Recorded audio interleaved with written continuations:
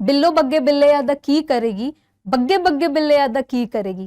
Hello, my amazing Gen Zs and my lovely students. Welcome to Science and Fun. A very warm welcome to your English session. I am Deepika, your English educator, and I hope that you all are super duper fit and fine and are at peace. तो आज के session में हम लोग cover करने वाले हैं एक बहुत ही प्रिटी सी प्यारी सी पोएम विच इज चाइल्डहुड, और ये पोएम है आपकी बुक हॉर्नबिल का पार्ट. नाउ इस पोएम को स्टार्ट करने से पहले एक छोटा सा क्वेश्चन है मेरा आप सभी से कि क्या आप लोग मुझे अपने उस एक पर्टिकुलर टाइम या उस पर्टिकुलर डे के बारे में बता सकते हैं जब आपको रियलाइज हुआ कि हम बड़े हो गए हैं.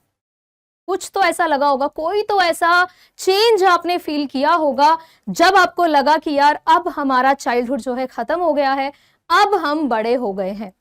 क्या ये वो टाइम था जब आपने अपने फेवरेट टॉय से खेलना छोड़ दिया एंड यू रियलाइज्ड कि यार अब बड़े हो गए हैं, इस टॉय से खेलना बंद करना होगा, ये तो बच्चों का काम है. या ये वो टाइम था जब आपको सारे गानों के लिरिक्स रियल में समझ आने लगे थे. जल्दी से मुझे कमेंट्स में बताओ फटाफट से. I want to know your experiences regarding this particular transition. और इस पोएम में हम बात भी ऐसे ही ट्रांजिशन की करने वाले हैं जहां पर मार्कस नेटन द नॉर्वेजियन पोएट जो बताएंगे हमें चाइल्डहुड से अडल्टहुड के इस ट्रांजिशन के बारे में अपने ऑब्जर्वेशन और अपने एक्सपीरियंसेस के थ्रू. तो आज के सेशन में हम लोग कैसे इस पोएम को कवर करेंगे, सबसे पहले हम एक छोटा सा ओवरव्यू लेंगे, then we will go with the central idea, line by line explanation, poetic devices and end में हम लोग करेंगे कुछ इंपॉर्टेंट क्वेश्चंस. तो सेशन को एंड तक जरूर देखना बिकॉज यहां से ये पोएम आपकी टोटली कवर हो जाएगी, कुछ भी एक्स्ट्रा फिर पढ़ने की जरूरत नहीं पड़ेगी. तो will begin with the topic quickly. तो एक छोटा सा इंट्रोडक्शन, एक ओवरव्यू मैं आपको दे देती हूँ. तो इस पूरी पोएम में आप देखोगे कि पोएट जो है वो रिपीटेडली अपने चाइल्डहुड के बारे में सोच रहे हैं. पूरा टाइम वो अपने उस प्यारे से फेज को याद कर रहे हैं, और आप देखोगे हर एक लाइन में ना एक हिडन पेन आपको देखने मिलेगा.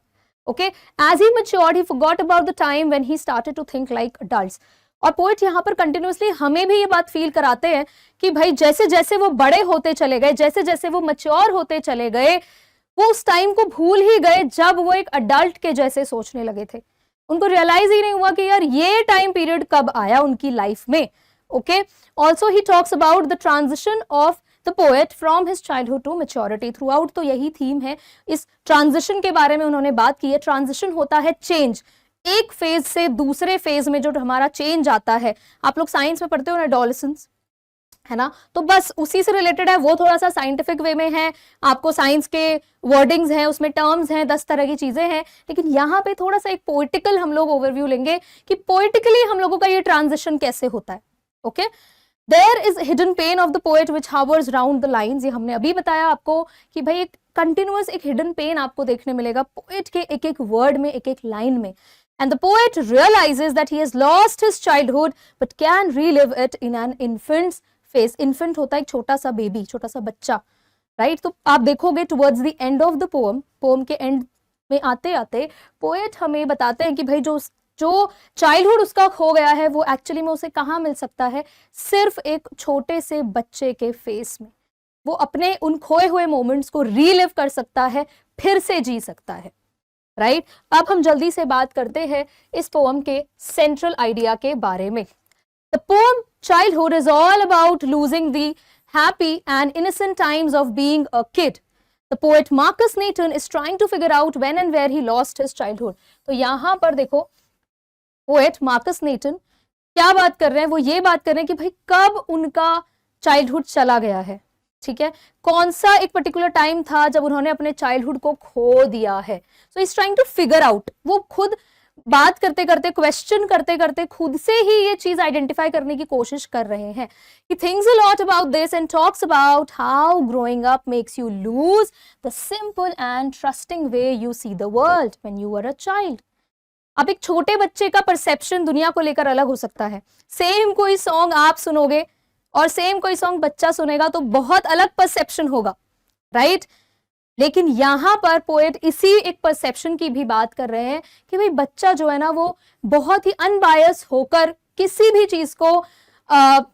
चीज पर बिलीव करता है, किसी भी चीज को लेकर. वो ऐसा नहीं कि उसका खुद का कोई इंडिविजुअल ओपिनियन होता है, राइट वो बहुत ही अनबायस्ड रहता है। लेकिन जैसे जैसे हम बड़े होते चले जाते हैं, हर एक चीज को लेकर हमारा अपना खुद का एक ओपिनियन डेवलप होता है, right. You are not a child any more but you don't feel like a grown up either. और ये एक ऐसा स्टेज है, अभी की अगर मैं बात करूं तो आपके पेरेंट्स आपको बार बार बोलते होंगे कि भाई बच्चे थोड़ी हो, है ना। बहुत से ऐसे मोमेंट्स होते हैं जब आपको डांट दिया जाता है कि भाई बच्चे थोड़ी हो, तुम अभी तक ये काम तुमसे नहीं होता है। या फिर ऐसे भी कई बार आपको डांट दिया जाता है कि अभी तुम इतने बड़े नहीं हुए हो, बीच में मत बोलो। तो एक कंफ्यूजन वाले स्टेट में हमेशा हम रहते हैं कि यार एग्जैक्टली बता दो, हम बच्चे हैं या बड़े हो गए हैं, बताओ भाई। यही है ना सबका रोना। Now, in the end, the poet realizes that he lost his childhood somewhere he can't remember, and now it's just a memory. Poet यही कंक्लूड करता है टुवर्ड्स द एंड कि भाई कहीं ना कहीं उसका चाइल्डहुड जो है वो अब हो चुका है और अब वो सिर्फ और सिर्फ एक मेमोरी है। आई एम श्योर ये इमेजेस देख के कुछ ना कुछ कार्टून्स तो आप लोगों को भी याद आए होंगे जो शायद अब आप लोग नहीं देखते हो, है ना। तो क्या ये वो दिन था जब आपने ये कार्टून्स देखने बंद किए और आपको पता चल गया कि अब हम बड़े हो गए हैं? Is it the case? Please let me know in the comment section, would love to know about your feedback as well. So अब जल्दी से हम लोग लेते हैं line by line explanation of the poem. When did my childhood go? Was it the day I ceased to be 11? Was it the time I realized that hell and heaven could not be found in geography and therefore could not be? Was that the day?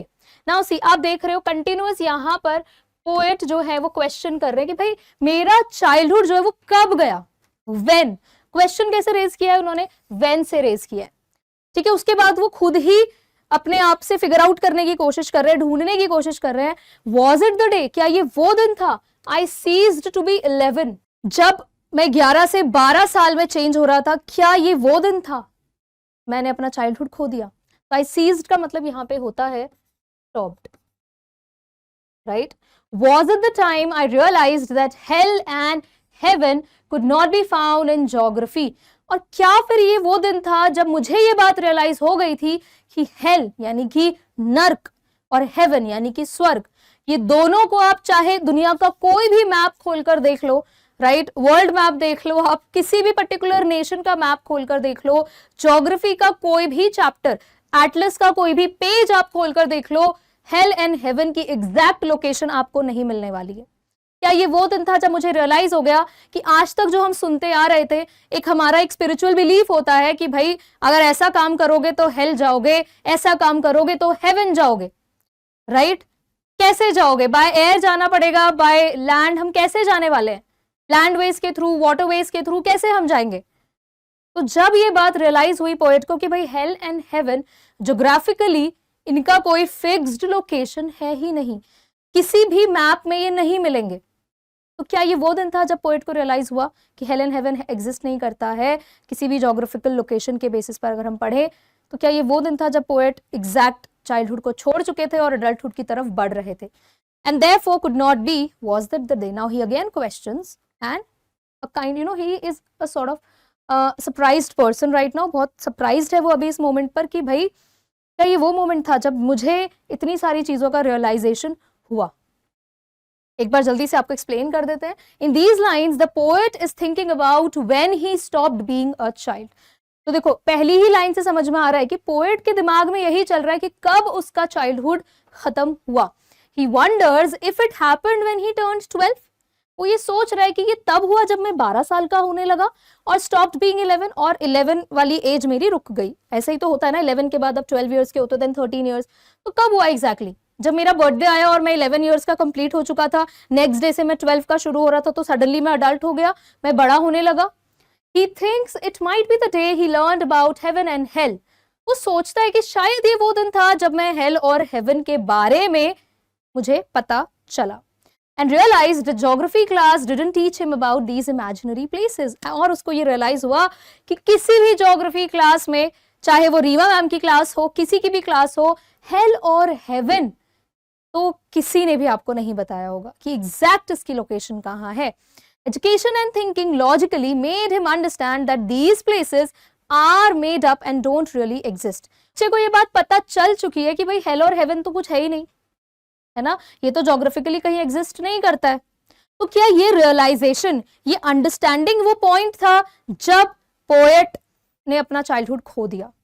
Okay तो education ने और logical thinking ने poet को basically क्या बना दिया, childhood उसका उससे छीन लिया।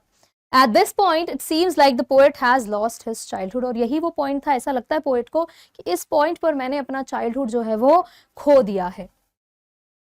Now the next part, when did my childhood go? Again the poet asks the same question. Was it the time I realized that adults were not all they seemed to be? क्या ये वो time था जब मुझे ये बात पता चली कि भाई अडल्ट्स जो हैं वो जैसे दिखते हैं वैसे रियलिटी में होते नहीं है। बहुत बड़ी बड़ी बातें करेंगे, बेटा ये करना चाहिए तुमको, तो ऐसा करना चाहिए, 10-10 12-12 घंटे तुम पढ़ो कंटिन्यूअस, बिल्कुल खाने की भी चिंता मत करो। ऑल्दो ये प्रैक्टिकली पॉसिबल है, जो बच्चे मेहनत करते हैं उनके लिए पॉसिबल है, नो डाउट। लेकिन ऐसे बड़े जो जिन्होंने खुद कभी ये चीज फॉलो नहीं की, वो अगर आपको ये बात करने कहे तो यू गाइज विल रियलाइज ना कि यार खुद तो कभी किया नहीं और हमें सिखा रहे हैं, है ना। आई एम नॉट सेइंग कि आप उनको क्वेश्चन करने लगो, बट देन पोएट यहाँ पर पूछ रहे हैं कि भाई क्या ये वो पॉइंट था जो मुझे रियलाइज हो गया कि अडल्ट्स जो होते हैं ना ये प्रिटेंड करते हैं, एक्चुअली ये सिर्फ एक्टिंग करते हैं, राइट। किस चीज की एक्टिंग ही होते हैं, हिपोक्रिट्स, राइट। जो ये खुद फॉलो नहीं करते ये उसको सिखाते हैं दूसरों को कि भाई आपको भी ये करना चाहिए, राइट। तो क्या ये वो पॉइंट था जब पोएट ने अपना चाइल्डहुड खो दिया? They talked of love and preached of love but did not act so lovingly. Was that the day? Childhood में हमें हमेशा से बताया जाता है कि भाई we should love and care for each other, है ना। देन हमें सिखाया जाता है कि there shouldn't be any war, यही सब सिखाया जाता है। ह्यूमैनिटी बहुत बड़ी होती है, हमें हमेशा अपने आप से पहले हमें अपनी सोसाइटी के बारे में सोचना चाहिए एंड ऑल ऑफ दैट, अपने देश के बारे में सोचना चाहिए, राइट। ह्यूमैनिटी सबसे बड़ी होती है, ये सब चीजें हमें सिखाई जाती हैं। लेकिन अगर आप करंट सिनेरियोज देखोगे, आसपास देखो, अपने नेशन के बाहर आप देखो, बहुत सारी जगहों पर आपको ये रियलाइज होगा कि यार लोग जो हैं वो बहुत ही मटीरियलिस्टिक चीजों के लिए लड़ रहे हैं, है ना। बहुत से ऐसी कंट्रीज के बीच में वॉर के बारे में आपको पता चल जाएगा। बताओ जल्दी से कमेंट्स में कौन सी कंट्रीज के बीच में वॉर आपने रिसेंटली सुनी, अगर आप लोग न्यूज़पेपर पढ़ते हो तो आपको पता चल गया होगा, राइट। तो भाई सिखाया कुछ जाता है, रियलिटी में कुछ और होता है। तो यहाँ पर पोएट क्वेश्चन कर रहे हैं कि भाई क्या ये वो पॉइंट था जब मुझे रियलाइज हो गया कि अडल्टहुड जो है वो बेसिकली किससे भरा हुआ, वो सिर्फ प्रिटेंशियस लोगों से भरा हुआ है, हिपोक्रिट्स से भरा हुआ है। वहां पर जैसा सिखाया जाता है वैसा कुछ भी फॉलो नहीं होता है। So in these lines the poet asks the same question again. He believes he lost his childhood when he started seeing the world in a different way. उसको ये लगता है कि यार शायद ये वो पॉइंट है जब मैंने अपना चाइल्डहुड खो दिया है, जब मेरा अपना खुद का एक परसेप्शन बन गया है आसपास की दुनिया को लेकर। He noticed that adults were not as good as they pretended to be. उसने नोटिस भी किया है कि भाई जितना अच्छा एक अडल्ट खुद को प्रेजेंट करता है उतना रियलिटी में होता नहीं है। They told others to be kind and loving, but they themselves were sometimes mean and violent. दूसरों को सिखाते हैं, पढ़ाते हैं कि भाई आपको वायलेंट नहीं होना है, मीन यानी कि आपको सेल्फिश नहीं होना है, लेकिन खुद भी तो वही कर रहे होते हैं, ओके, सिर्फ प्रिटेंड करते हैं। This made the child stop trusting and believing in adults. और इसी वजह से जो एक बच्चा है वो किसी भी अडल्ट पर ट्रस्ट नहीं कर पाता, बिलीव नहीं कर पाता। And the poet thinks that losing trust and faith might be a big part of losing childhood. तो इस यहां से पोएट ये कंक्लूड करते हैं कि शायद जो ये मेरा ट्रस्ट लूज हुआ है, फेथ लूज हुआ है, और मुझे पता चला है अडल्टहुड की हिपोक्रेसी के बारे में, ठीक है। I will write this word here because ये थोड़ा सा इंपॉर्टेंट है, ठीक है। अडल्टहुड की हिपोक्रेसी होता है दोगलापन, कि आप जैसे हो रियलिटी में वैसे दिखाते नहीं हो, ठीक है। तो पोएट का सीधा सीधा यही क्वेश्चन है, वो यही कंक्लूड करते हैं कि भाई जब उनका ट्रस्ट लूज हुआ, फेथ लूज हुआ, तो शायद यही वो पॉइंट था जब उन्होंने अपना चाइल्डहुड खो दिया। इससे पहले वाले पार्ट में हमने देखा था कि जब उनको अपने इंडिविजुअल ओपिनियन के बारे में पता चला कि ओके, जब उनको एजुकेशन मिल गई पूरी, उनको ये पता चल गया कि भाई हेवन एंड हेल ज्योग्राफिकली अगर आप कहीं ढूंढोगे उसकी कोई एग्जैक्ट लोकेशन नहीं है। तो ये अवेयरनेस जो उन्हें मिली है एजुकेशन के बिहाफ में, एजुकेशन के थ्रू जो उन्हें अवेयरनेस मिली है, इससे उन्होंने कंक्लूड किया कि शायद यही अवेयरनेस, यही वो पॉइंट था जब मैंने अपनी चाइल्डहुड खो दी। ऐसे यहाँ पर ये जो ट्रस्ट और फेथ लूज हुआ है अडल्टहुड पर, यही वो पॉइंट है जहां पर पोएट ने अपनी चाइल्डहुड को खो दिया है। अब और क्या कंक्लूजन वो ड्रॉ करते हैं हम आगे के इस पैराग्राफ में देखेंगे. When did my childhood go? Was it when I found my mind was really mine to use whichever way I choose, producing thoughts that were not those of other people but my own and mine alone? Was that the day? Now see, again he is repeating the same question कि भाई कब गया मेरा childhood? क्या ये तब मुझे realise हुआ था जब my mind was really mind, कि भाई मेरा माइंड जो है वो मेरा खुद का है. इसका मतलब क्या है कि मेरे जो ओपिनियंस हैं, मेरे जो बिलीव्स हैं वो मेरे खुद के हैं. To use whichever way I choose, मैं जैसे मर्जी चाहूं वैसे इसको यूज कर सकता हूं. Producing thoughts that were not those of other people. Okay, ऐसे थॉट्स एंड ओपिनियंस भी मैं दे सकता हूं. अपने आसपास का जो भी मेरा माहौल है, सराउंडिंग है, उस पर मैं अपने रिफ्लेक्शंस दे सकता हूं, अपनी ऑब्जर्वेशन दे सकता हूं बिना किसी बायसनेस के. ऐसा नहीं है कि अगर मेरे पेरेंट्स या मेरे रिलेटिव्स किसी एक बिलीफ को फॉलो करते हैं तो मैं भी उसी को फॉलो करूं. क्या ये रियलाइजेशन वो पॉइंट था कि मैंने अपना चाइल्डहुड खो दिया basically. But my own and mine alone was that the day. Now he again says the same thing कि शायद ये रियलाइजेशन है कि मुझे समझ में आ गया कि भाई मेरा खुद का एक परसेप्शन हो सकता है, मेरी इंडिविजुअलिटी के बारे में. यहाँ पर बेसिकली पोएट यही कहना चाह रहे हैं कि भाई जब मुझे रियलाइज हो गया कि मेरा जो इंडिविजुअल सेल्फ है उसकी भी कुछ इंपॉर्टेंस है.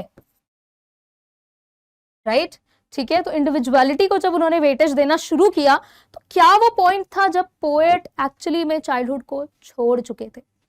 Continuing to ask himself the same question, the poet thinks about the day he understood that he could think for himself.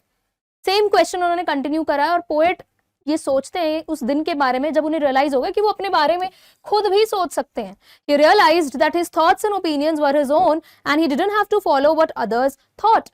दूसरे क्या सोचते हैं, दूसरों का क्या ओपिनियन है, वो फॉलो करना बिल्कुल जरूरी नहीं है. जो हमें पसंद है, हमें जिस चीज के लिए पढ़ना है, हमारे जो ओपिनियंस हैं, रिफ्लेक्शंस हैं किसी भी चीज को लेकर, हम वो दे सकते हैं. ये वो दिन था शायद जब पोएट को लगता था कि यार मेरा चाइल्डहुड चला गया. This made him feel like he had his own identity. और ये थॉट से उसके दिमाग में क्या आता है कि भाई उसकी खुद की एक आइडेंटिटी भी है, separate from what others believed, दूसरों से अलग. The poet believes that gaining a sense of individuality and having his own personality might be important steps in losing his childhood. तो यहाँ से उन्होंने क्या कंक्लूड किया कि भाई गेनिंग मतलब होता है कोई चीज अर्न करना, कोई चीज आपको जब मिलती है.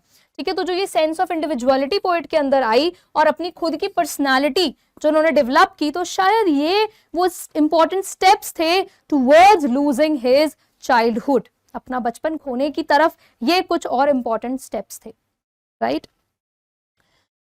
Now this is the final part of the poem. देखो यहाँ पर Where did my childhood go? It went to some forgotten place that is hidden in an infant's face.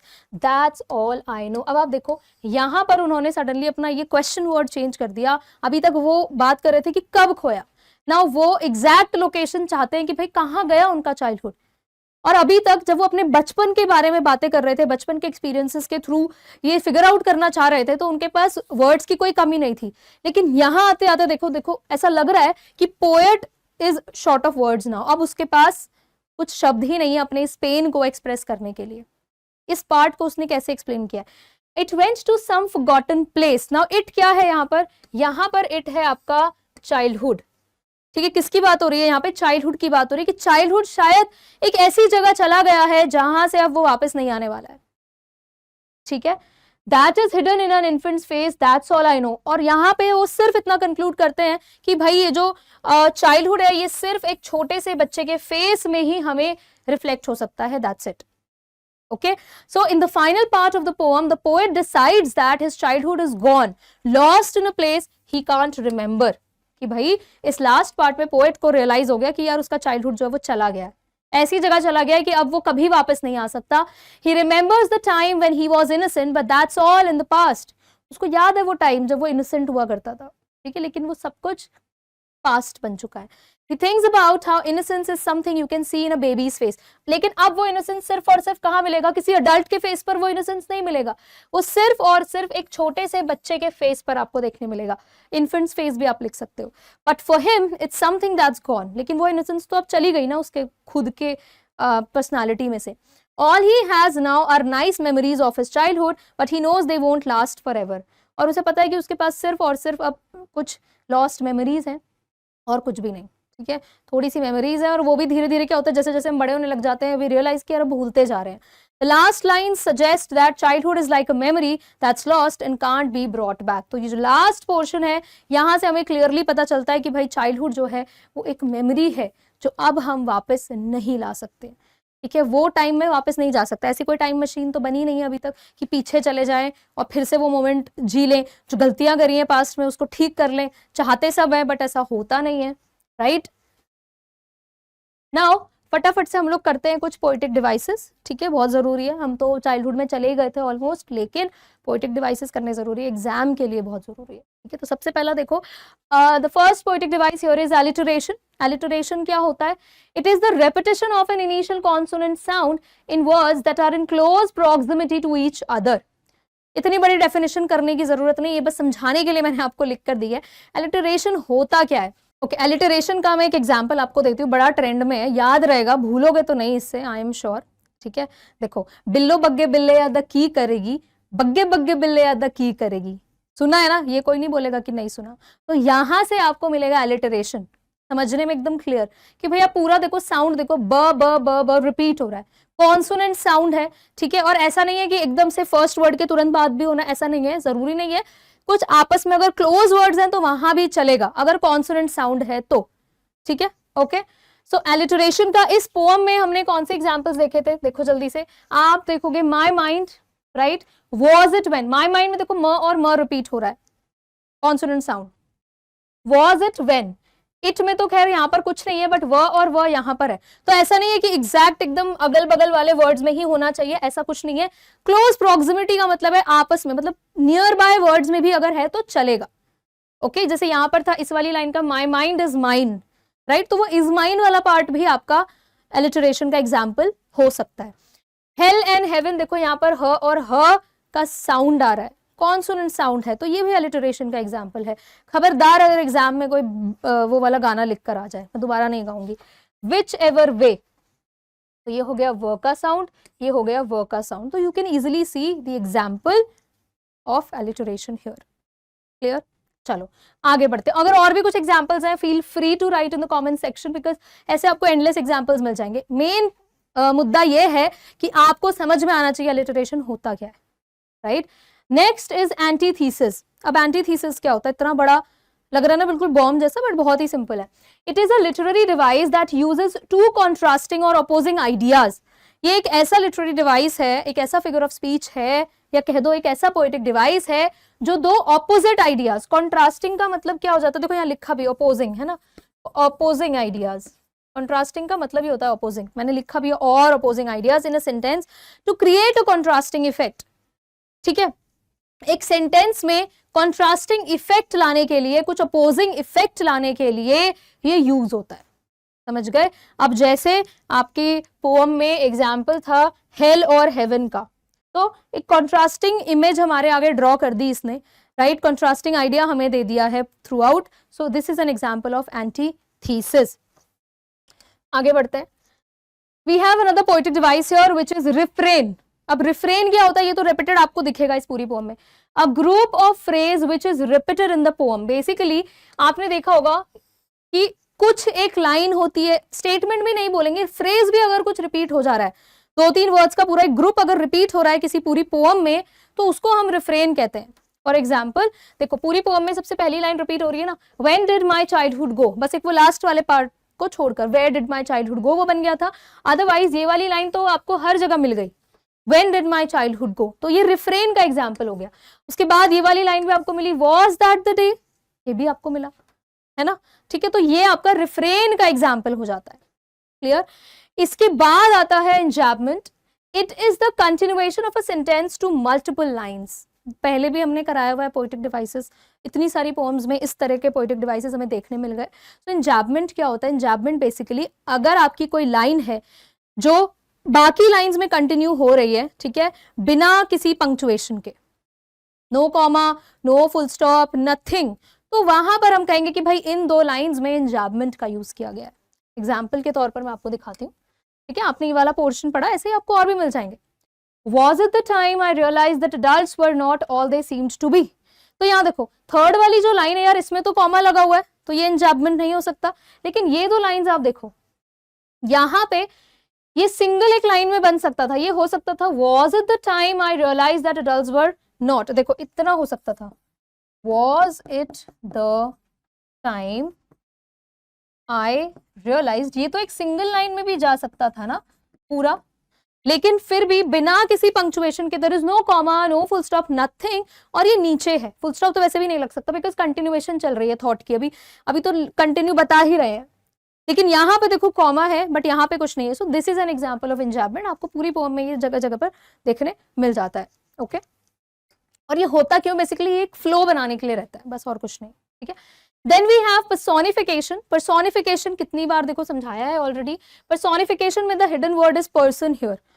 तो ऐसा कोई भी आपका पोएम में पार्ट, कोई भी एक ऐसा वर्ड या कोई भी ऐसा एक फ्रेज जहां से आपको ये लग रहा है कि भाई एक नॉन ह्यूमन एंटिटी को कोई ह्यूमन एट्रीब्यूट दे दिया गया है, मैं ये नहीं कहूंगी नॉन ह्यूमन, समझ लो आप, कोई ऐसी चीज जो ह्यूमंस के लिए है स्पेसिफिकली, ठीक है, और वो किसको दे दिया गया है, वो नॉन ह्यूमन के साथ एसोसिएट कर लिया गया है, दैट इज कॉल्ड पर्सोनिफिकेशन। अब अगर इस पोएम में आप देखोगे तो ये वाली जो लाइन है देखो, it went to some forgotten place, और मैंने अभी बताया था आपको पीछे, इट यहां पर बात हो रही है चाइल्डहुड की।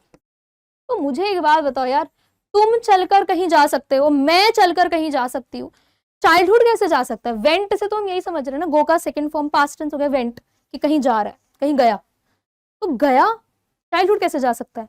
लेकिन एक्सप्रेस करने के लिए दिया है, पर्सोनिफिकेशन का हम कहेंगे कि यहाँ पर यूज है। आई समझ में बात? So these were important poetic devices, right. आप लोगों को और भी एग्जाम्पल्स आते हैं, डेफिनेटली आप लोग लिख कर दो, it will be nice, and I am going to read all those poetic devices, your comments as well. अब बढ़ते हैं इंपॉर्टेंट क्वेश्चंस की तरफ, सबसे इंपॉर्टेंट पार्ट है ना, बिकॉज पोएम समझ ली, सब कुछ समझ लिया, आप क्वेश्चन कैसे आ सकते हैं, किस टाइप के क्वेश्चन हम एक्सपेक्ट कर रहे हैं। सबसे पहला क्वेश्चन देखो, what does hello and heaven stand for? ये हेल और हेवन तो चल ही रहा है भैया, इसका मतलब क्या है अच्छे से पता है आप लोगों को। हेल और हेवन जो है ये दोनों ही इमेजिनरी प्लेसेस है ना।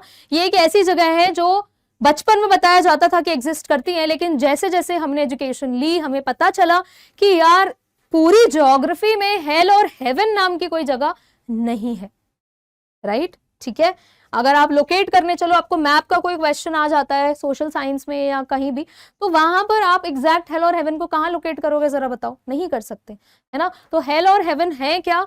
Basically these are all imaginary places. So hell and heaven stand for, कोई भी यहाँ पर स्टैंड्स नहीं करेगा, stand for exciting things that only little kids like, जो छोटे छोटे बच्चों को ही पसंद आती है, एक्साइटिंग चीजें हैं जिसके बारे में उन्हें बताया जाता है। और हेल एंड हेवन का एग्जाम्पल देखो, और भी आप 10 चीजें सोच सकते हो जिसे लेकर आपको कभी बचपन में बेवकूफ बनाया गया हो, है ना। आपकी दादी ने, आपकी मम्मा ने आपको बोला कि सो जा बेटा सो जा, नहीं तो गब्बर आ जाएगा, या कुछ भी ऐसा, शेर आ जाएगा, है ना, इस तरह से कुछ भी बोलकर आपको इमेजिनरी चीजों से डराया हो मे बी, या कुछ भी। तो वो सब आपको जब बड़े हो गए आपको रियलाइज हो गया कि यार अब बेवकूफ नहीं बना सकते हो हमें, अब नहीं, अब हमें पता चल गया है कि आप जो है झूठ बोल बोलकर हमें खाना खिलाते हो, झूठ बोल बोलकर हमें पढ़ने बैठा देते हो, है ना। These things are just made up in our minds to help us forget about real life. तो ये जो चीजें हैं ये सिर्फ हमें क्यों सिखाई जाती है, अपने दिमाग में बच्चों को क्यों बताया जाता है कि भाई ताकि हम अपनी रियल लाइफ पे उतना फोकस ना करें। जैसे मान लो किसी बच्चे को रोटी वोटी खिलानी है, वो बहुत देर से ड्रामा कर रहा है, तो उसको कुछ बोल के डरा दिया और वो तुरंत खा लेता है, समझ आया। तो बस ये इमेजिनरी चीज है, आई समझ में बात। Next question, what is the poets feeling towards childhood? अब पोएट क्या फील कर रहे हैं अपने चाइल्डहुड को लेकर? तो देखो सबसे पहली चीज तो यार the poet is in pen, ठीक है। पोएट के दिमाग में एक पूरी तरह से वो अपने चाइल्डहुड को, चाइल्डहुड के लॉस को एक्सपीरियंस कर रहे हैं पूरी पोएम में, ठीक है। ही talks about the lost innocence, जो इनोसेंस खो गया है। ही talks about the care, the love, जो अब उसके पास, अब वो कहीं भी उतना बायस्ड होकर ही सब कुछ करता है ना, अनबायस्ड कुछ नहीं रहता। तो the poet sees childhood as a time of pure innocence. Poet की नजर में जो चाइल्डहुड है वो कैसा टाइम है? वो बिल्कुल इनोसेंस से भरा हुआ है, ठीक है। लाइक इनोसेंस होता है बेसिकली मासूमियत, ठीक है। मासूम होते हैं बच्चे, उनको नहीं पता होता सही गलत, है ना। वो अगर आपकी हेल्प करेंगे तो वो जेन्युइनली हेल्प करेंगे। लेकिन जैसे जैसे जैसे जैसे हम बड़े होते हैं ना, हमें अगर कोई ये कह देता है कि यार तुम ना बहुत अच्छे लग रहे हो या तुम ना बहुत अच्छी लग रही हो, तो पहला क्वेश्चन दिमाग में आता है कि यार इसने ये क्यों बोला है, कुछ तो इसको पक्का काम है मुझसे, है ना। क्वेश्चनिंग पहले हमारे दिमाग में शुरू हो जाती है कि यार इसको क्या मतलब, कुछ तो पक्का इसको मतलब चाहिए, तभी ये वापस पलट के हमें आ रहा है, हमारी तारीफ चल रही है। ऐसा नहीं है कि मन में कुछ है, बहुत रेयर होता है ऐसा देखने को, है ना। कॉम्प्लीमेंट कौन ही करता है अदरवाइज आजकल। Like being in heaven. तो पोएट बेसिकली चाइल्डहुड के टाइम को इतना ज्यादा चेरिश कर रहे हैं, इतना एम्ब्रेस कर रहे हैं कि भाई जो चाइल्डहुड का टाइम था वो इनोसेंस से भरा टाइम था, it was more like heaven, जैसे हम हेवन में हो। A child genuinely believes in a higher power, feeling free from all the bad things in the world. They trust in the existence of heaven and hell and are truly spiritual inside. अब छोटे छोटे बच्चों को हम डराते हैं, बताते हैं, ठीक है, कि भाई देखो अगर ऐसा करोगे तो भगवान जी आपको पनिश करेंगे, है ना, ठीक है। लेकिन बच्चे को जब ये समझ में आ जाता है कि यार एक्चुअली में तो हमारा कर्मा ही सब कुछ है ना, जैसा हम कर रहे हैं वैसा हमारे साथ होगा, अच्छा कर रहे हैं तो अच्छा होगा, बुरा कर रहे हैं तो बुरा ही होगा, ठीक है। हेल और हेवन ये चीजें इमेजिनरी है, ऐसा पोएट का जो है एक विजन है, पोएट ऐसा परसीव कर रहा है, पोएट का ये परसेप्शन है। Children are honest and don't pretend. बच्चे क्या होते हैं, वो ऑनेस्ट होते हैं, वो अडल्ट्स की तरह प्रिटेंशियस नहीं होते, हिपोक्रिट्स नहीं होते। व्हाट दे से इज व्हाट दे मीन। जो बच्चे बोल रहे हैं उनका वही मतलब है, ठीक है। ऐसा नहीं है कि आपके सामने कुछ और बोला और पीछे जाके बुराई करके आ गए तुम्हारी, ऐसा नहीं करते बच्चे। They don't have a sense of pretending to be something they are not. उनके अंदर ये सेंस ही नहीं होता कि वो एक्टिंग करे, तुम्हारे आगे कुछ और बन रहे हैं, पीछे कुछ और बन रहे हैं। A child doesn't feel superior or different from others. जो एक बच्चा है वो खुद को सुपीरियोरिटी कॉम्प्लेक्स में भी नहीं रखता है कि भाई मैं महान हूं, मेरे पास अगर ये है तो मैं कुछ अलग कर रहा हूँ। It's not like that. बहुत ही इनोसेंस भरा होता है बच्चों में।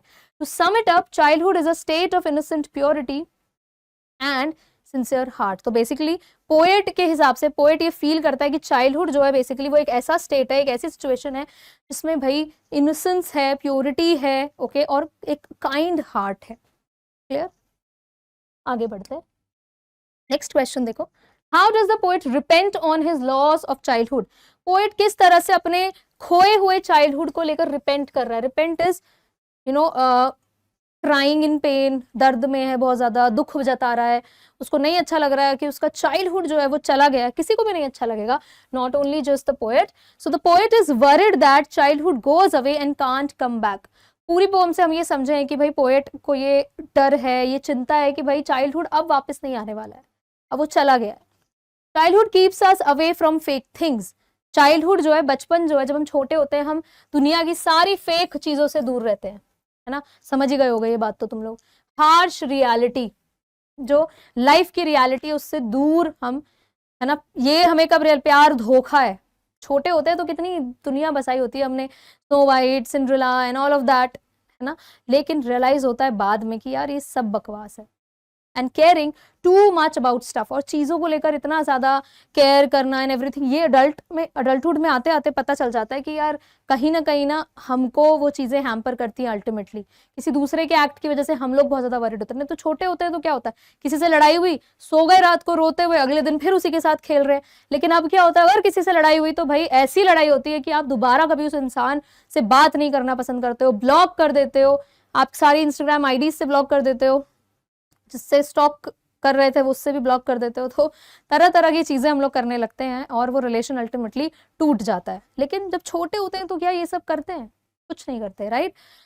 How does the poem expose man and presence him in true colours. अब इस पोएम के थ्रू बेसिकली ना ह्यूमन बीइंग जो है वो एक्सपोज हुआ है और उसके ट्रू कलर्स रिफ्लेक्ट हुए हैं पूरी पोएम के थ्रू। कैसे कैसे, तो आप यहाँ पर कौन सा पॉइंट लिखोगे, आप वो हिपोक्रेसी वाला पूरा पॉइंट लिख सकते हो। So childhood stands for being innocent, pure, gentle and loving. अगर हम चाइल्डहुड की बात करें, क्यों हर कोई बचपन में जाना चाहता है, बिकॉज बचपन एक ऐसा टाइम था जब हम लोग किसी भी तरह की नेगेटिव फीलिंग्स नहीं रखते हैं। ठीक है, लड़ाई हुई तो यार चल छोड़, कोई नहीं, अगले दिन फिर साथ में खेलने चले गए। तो बहुत ही innocence, pure, gentle and loving nature के हम लोग होते हैं। As a person grows up, जैसे जैसे एक इंसान बड़ा होता है, these good qualities often fade away. ये अच्छी क्वालिटीज तो सब चली जाती है, फेड अवे मतलब धीरे धीरे ये सब फेंट होती चली जाती हैं। Adults can become impure. अब इम्प्योर से यहाँ पर मतलब है कि भाई दिमाग में जो है ना बहुत नेगेटिविटी आ जाती है। ओके, ट्रिकी, हम ट्रिक करते हैं लोगों को तरह तरह के चीजों से। एंड ट्रिकी का यहाँ पे मतलब कोई छोटे मोटे प्रैंक्स नहीं है, झूठ बोलना, धोखा देना and all of that. Clever हो जाते हैं, pretend to be something they are not, और किसी के आगे हम अपने मतलब के लिए इतने प्रिटेंशियस हो जाते हैं। क्या छोटा बच्चा ऐसा करता है? कभी नहीं करता, right? Grown ups sometimes tell big lies, देखो कितना बड़ा सच बोला है कि जो बड़े हो जाते हैं ना वो कभी कभी बहुत बड़े बड़े झूठ भी बोलते हैं। They may talk about love but act with hate, यहाँ तो बड़े प्यार से तुमसे बात करेंगे लेकिन अल्टीमेटली जैसे कहते हैं ना खंजर वही घोपेंगे। तो ऐसे वाला जो एक फेज आ जाता है वो बचपन में नहीं आता है, छोटे में नहीं आता है, वो जैसे जैसे आप बड़े होते हो तब आता है। They might say we should all get along, but then they do things that cause hatred and harm. कहेंगे, जैसा अभी पोम में बताया था कि कहेंगे कि प्यार फैलाओ and all of that, humanitarian grounds पर हमें चीजें करनी है, सोचनी है, लेकिन अल्टीमेटली कर क्या रहे होते हैं? hatred and harm, hatred फैला रहे हैं, harm कर रहे हैं।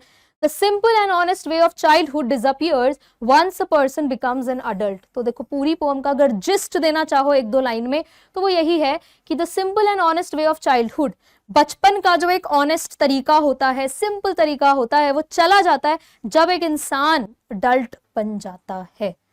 Okay, right?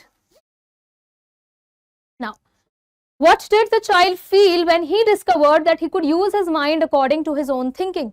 बच्चे को कैसा फील होता है जब उसको ये बात रियलाइज हो जाती है कि यार चलो अब मैं अपने दिमाग से सोच सकता हूँ। तो उसको डेफिनेटली ये बात पता चल जाती है कि अब वो बच्चा नहीं रहा है ना, वो अपने खुद के डिसीजंस ले सकता है। The child discovered that he had grown up mentally, है ना, कि मैं मेंटली भी अब बढ़ चुका हूँ, बड़ा हो चुका हूँ, and was able to take his own decisions based on his own individual opinions and experiences of the surrounding. ऐसा नहीं है कि किसी पॉलिटिकल आइडिया को लेकर अब आपको कोई इन्फ्लुएंस कर सकता है, आपके अपने ओपिनियंस डेवलप हो सकते हैं। आप तरह तरह की चीजें पढ़ते हो, न्यूज चैनल में कोई क्या बोल रहा है आपको भी चीजें समझ आने लगती है ना। छोटे बच्चों को ये चीजें नहीं समझ में आती तो वो इंडिविजुअल ओपिनियन उनका नहीं चलता वहां पर, राइट? लेकिन जैसे जैसे हम अडल्टहुड में जाते हैं हम अपने डिसीजंस खुद लेने के कैपेबल हो जाते हैं। Now, what is the poet trying to convey when he says that childhood is hidden in an infant's face? अब जब पोएट ने ये बात बोली कि जो चाइल्डहुड है वो एक बच्चे के फेस में छुपा हुआ है, तो उसका क्या मतलब है? कि क्या बच्चे ने कोई मास्क पहना है जिसके पीछे चाइल्डहुड है? ऐसा तो नहीं है। The poet talks about how infants are very innocent because they trust everyone and don't try to trick others. Same चीज कि भाई पोएट को ये बात लगती है, ये बात वो सोचता है कि जो छोटा बच्चा है ना वो बहुत ही इनोसेंट होता है बिकॉज वो सबको ट्रस्ट कर लेता है। ठीक है, अब उसको थोड़ी पता है कि जो टॉफी खिला रहा है वो हर बार उसका अपना नहीं होगा, है ना, कोई स्ट्रेंजर भी हो सकता है जो उसको हार्म करने आ रहा है। हमें ये सिखाना पड़ता है बच्चे को कि सबके हाथों से आपको टॉफी नहीं लेनी है। बच्चा तो बेचारा सब पर ट्रस्ट कर लेता है। Okay, and don't try to trick others. The poet compares this to adults who can be tricky and pretend to be something they are not. The poet compares this to adults who can be tricky and pretend to be something they are not. क्या करता है poet यहाँ पे? देखो compare कर रहा है, वो अडल्ट्स के साथ कंपेयर कर रहा है कि भाई अडल्ट्स जो है वो फिर भी आपको धोखा दे सकते हैं, वो कुछ और बन के आपके सामने आएंगे। As people grow up and start thinking more they lose their childlike innocence. जैसे जैसे हम बड़े होते हैं हमारे अपने सेल्फिश रीजंस डेवलप होने लगते हैं, हम दूसरों से पहले अपने बारे में सोचने लगते हैं। ठीक है, ओके। वहीं पर एक बच्चा है, उसको वो इतना इनोसेंट होता है कि वो कुछ नहीं, उसको पता है कि अगर कोई टॉफी दे रहा है तो उसको लगेगा यार ये तो बहुत ही अच्छा है, मुझे टॉफी दे रहा है, चॉकलेट दे रहा है, और वो बिना कुछ भी ऐसा सोचे कि यार अगला जो है वो चोर भी हो सकता है, ठीक है, वो अटैक भी कर सकता है, ऐसे कोई बायसनेस उसके दिमाग में होती नहीं है। लेकिन ऐसा नहीं है कि यहाँ पर मैं कह रही हूँ कि हमें बच्चे जैसा बिल्कुल ऐसे स्टूपिड बन जाना है। No, I am not saying that. It's just that होता है ना, हम लोग कई बार कोई बाहर अगर हमें अपीयरेंस में कोई बंदा बहुत शैबी दिख रहा है, उसके हाथ से हम कभी भी कुछ भी लेना पसंद नहीं करते, राइट? लेकिन एक छोटा सा बच्चा है, उसके लिए तो मैं एज एन इनोसेंट पर्सन भी ठीक हूं, और कोई अगर चोर भी आ रहा है तो वो भी उसके लिए ठीक है ना। उतना सेल्फ डेवलपमेंट, सेल्फ रियलाइजेशन वो बच्चा नहीं कर पाता है। बहुत ही अनबायस्ड और इनोसेंट मैनर में वो हर किसी पर ट्रस्ट कर लेता है। क्लियर? तो पोएट अपने इस टाइम को मिस कर रहा है और अडल्टहुड के इस हिपोक्रेसी को, इस अनकाइंड और क्रूअल नेचर को यहाँ पर वो क्रिटिसाइज कर रहा है अपनी इस पोएम के through. So I hope you understood this poem. ठीक है, हमने लाइन बाय लाइन एक्सप्लेनेशन कर लिया है, पोएटिक डिवाइसेस कर ली हैं, we did some important questions, and I hope आपको आपके एग्जाम में ये सब कुछ हेल्प करेगा। इससे बाहर कुछ बहुत एक्स्ट्रा नहीं पूछा जाएगा। एक्सट्रैक्ट बेस्ड क्वेश्चंस के लिए हमने लाइन बाय लाइन एक्सप्लेनेशन की है, पोएटिक डिवाइसेस किए हैं, तो उधर से कोई प्रॉब्लम नहीं आने वाला है। बाकी आपके short answer and long answer type के लिए ये क्वेश्चन सब्जेक्टिव जो हमने किए हैं, these are more than enough. So I'll see you in the next session, okay, with another chapter. Till then, Bye bye everyone.